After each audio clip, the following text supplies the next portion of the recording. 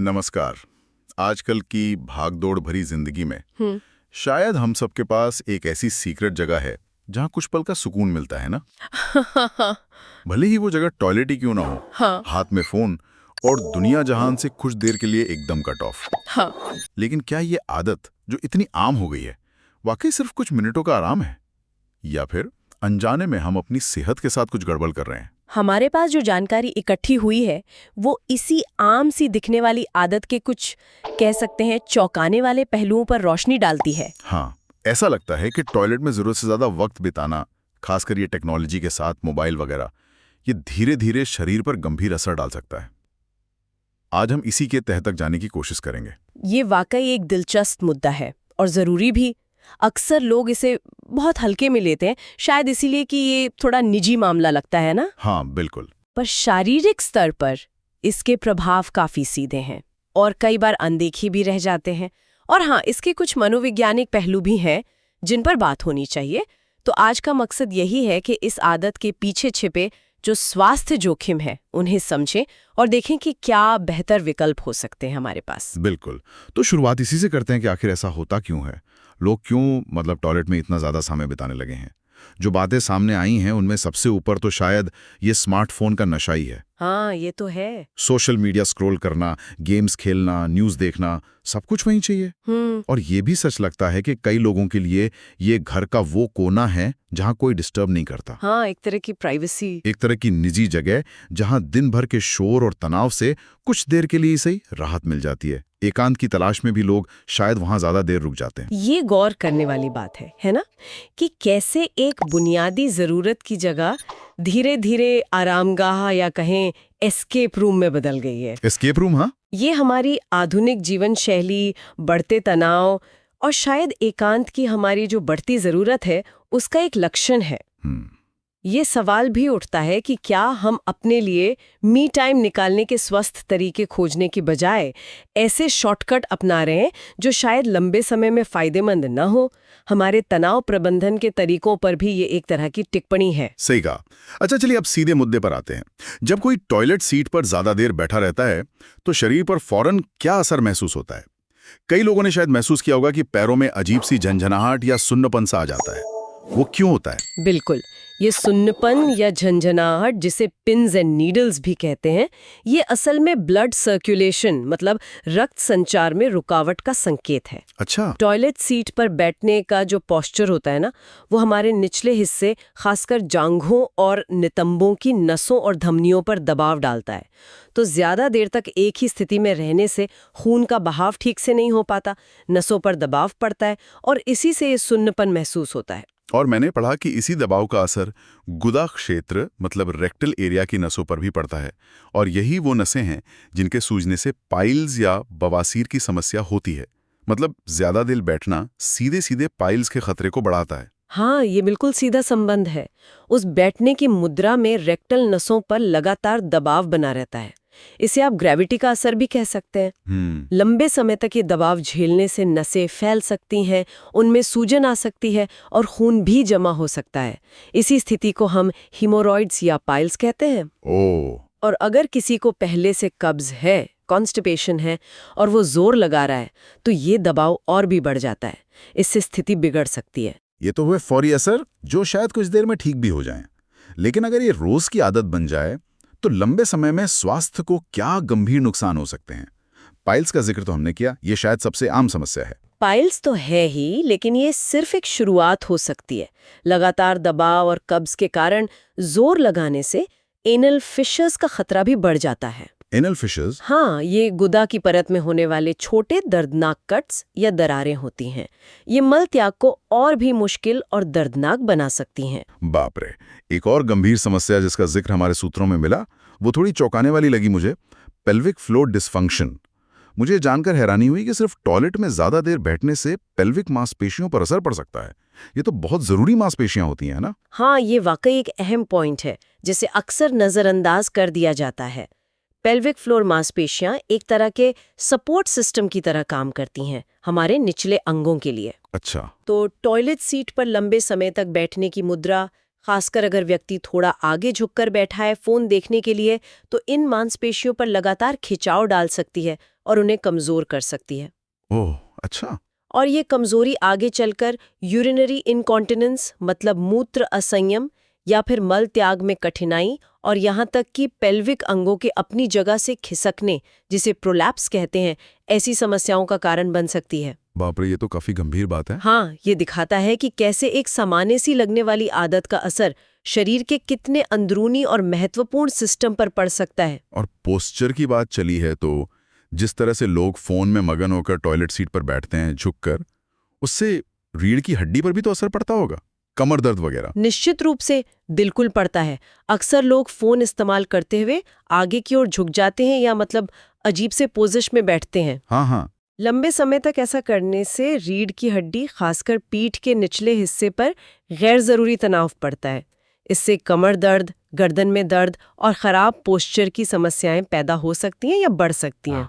और एक और बात, संक्रमण का खतरा, बैक्टीरिया वगैरह। हाँ, वो भी है।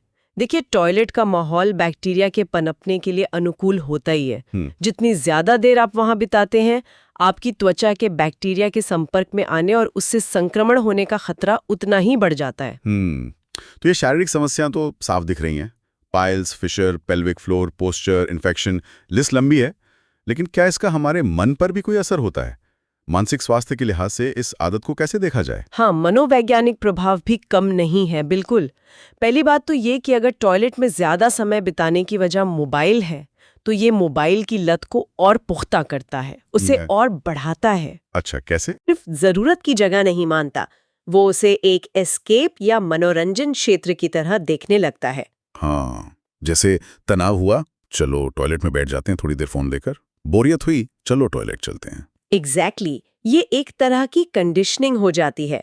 और यहीं पर माइंड बॉडी डिस्कनेक्ट का पहलू आता है। माइंड बॉडी डिस्कनेक्ट मतलब ये कि जब हम तनाव या बोरियत महसूस करते हैं, तो हमारा शरीर और मन हमें कुछ करने को कहता है, शायद टहलने, किसी से बात करने या कुछ प्रोडक्टिव करने को। लेकिन हम उस संकेत को अनसुना करके सबसे आसान रास्ता चुन लेते हैं, टॉयलेट में फोन लेकर बैठ जाना। ये तनाव से निपटने का एक पैसिव मतलब निष्क्रिय तरीका है, जो असल में समस्या को हल नहीं करता, बस कुछ देर के लिए ध्यान भटकाता है। इससे हम तनाव कम करने के ज्यादा स्वस्थ और सक्रिय तरीकों से दूर होते जाते हैं। सही। और ये सवाल जरूर उठता है कि क्या ये एस्केप वाकई हमें राहत दे रहा है या असल मुद्दों से भागने का एक बहाना बन गया है। बहुत गहरा पॉइंट है। अच्छा, इन सब बातों को ध्यान में रखते हुए डॉक्टर्स और स्वास्थ्य विशेषज्ञ क्या सलाह देते हैं? जाहिर है वो इस आदत को बदलने की ही बात करते होंगे। बिल्कुल, उनकी सलाह बहुत सीधी और स्पष्ट है, कोई रॉकेट साइंस नहीं है इसमें। पहला और सबसे जरूरी नियम, टॉयलेट का इस्तेमाल सिर्फ उसी काम के लिए करें जिसके लिए वो बना है, यानी मल त्याग, वेस्ट एलिमिनेशन। और इसमें जरूरत से ज्यादा समय ना लगाएं। आदर्श स्थिति में ये काम 3 से 5 मिनट में हो जाना चाहिए। 3 से 5 मिनट बस? हाँ, अगर इससे ज्यादा समय लग रहा है नियमित रूप से, तो शायद कब्ज जैसी कोई अंदरूनी समस्या हो सकती है जिस पर ध्यान देने की जरूरत है, डॉक्टर से बात करने की जरूरत हो सकती है। अच्छा, और दूसरा बड़ा सुझाव शायद यही होगा कि फोन या कोई भी पढ़ने की चीज या गेमिंग डिवाइस टॉयलेट में लेकर ना जाएं।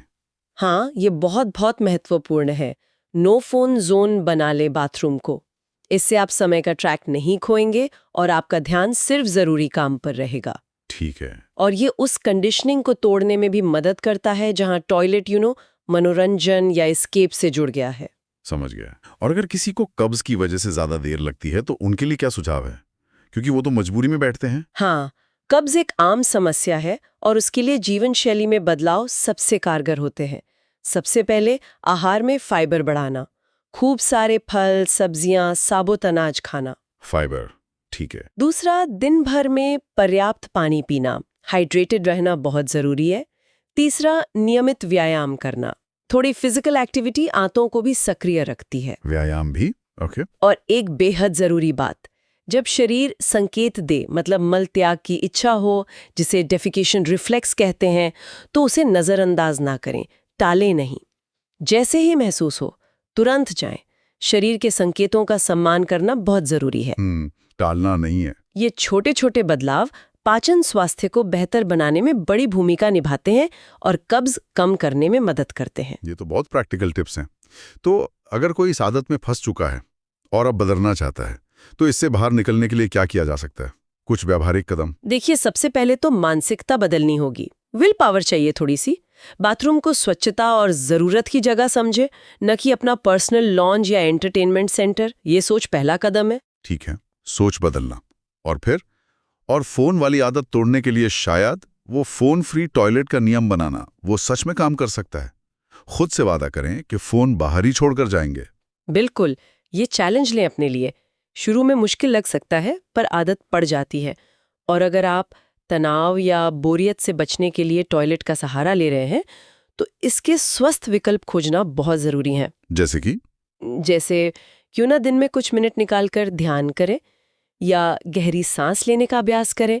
आजकल ऐप्स भी हैं बहुत सारे इसके लिए। हाँ, ब्रीदिंग एक्सरसाइज। या जब तनाव महसूस हो तो उठकर थोड़ी देर टहल लें, बालकनी में चले जाएं, किसी दोस्त से बात कर लें या अपना कोई पसंदीदा गाना सुन लें। मतलब कुछ एक्टिव करें।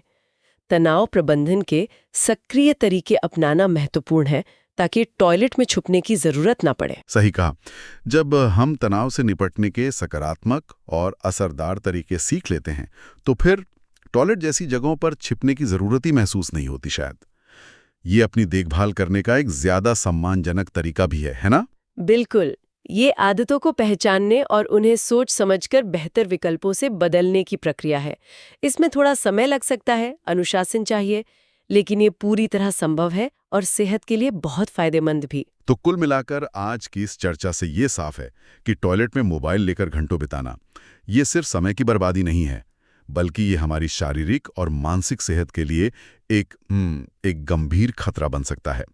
Piles, anal fissure, pelvic floor की कमजोरी से लेकर खराब पोस्चर और मोबाइल की लत तक, इसके असर काफी गहरे और दूरगामी हो सकते हैं। हाँ, लिस्ट काफी लंबी है। अच्छी बात यह है कि जागरूक होकर और सही आदतें अपनाकर हम इन जोखिमों से बच सकते हैं। उम्मीद है ये जानकारी हमारे सुनने वालों को अपनी आदतों पर गौर करने और जरूरी बदलाव लाने के लिए प्रेरित करेगी। और जाते जाते एक विचार सबके लिए छोड़ना चाहूंगी।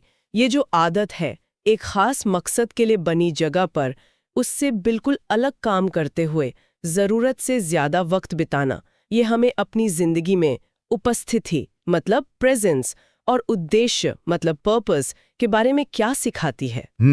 सोचने वाली बात है। क्या हम काम करते हुए सोशल मीडिया में खो जाते हैं? क्या परिवार के साथ होते हुए भी हमारा ध्यान कहीं और फोन में होता है? क्या हम अक्सर एक काम के लिए निर्धारित समय और स्थान का अतिक्रमण दूसरी अप्रासंगिक चीजों से करते रहते हैं, बिना ये सोचे कि इसका हमारी एकाग्रता पर, हमारे रिश्तों पर और हमारे जीवन की गुणवत्ता पर क्या असर पड़ रहा है? ये महज टॉयलेट की आदत से कहीं बड़ा सवाल है, जो शायद हमारे समय और ध्यान के प्रबंधन पर एक गहरे आत्मचिंतन की मांग करता है। ये थी आज की हमारी हेल्थ सोच। अगर आपको हमारी बातें पसंद आई हों और यूजफुल लगी हों, तो वीडियो को लाइक, शेयर और सब्सक्राइब जरूर कीजिए। कमेंट में हमें बताइए आप किन हेल्थ टॉपिक्स पर हमारी अगली वीडियो देखना चाहते हैं, और आज की वीडियो से आपकी सबसे बड़ी सीख क्या रही। आपके कमेंट्स हमें मोटिवेट करते हैं और हम सब मिलकर एक हेल्दी और अवेयर कम्युनिटी बना सकते हैं। मैं हूँ रिया और आप देख रहे थे हेल्थ सोच। फिर मिलेंगे एक नए एपिसोड के साथ। तब तक याद रखिए, हेल्थ सोच, हर सोच में हेल्थ। आप सबको मेरी ओर से ढेर सारा प्यार और शुभकामनाएं। नमस्ते, सलाम, सत श्री अकाल, जय जिनेंद्र।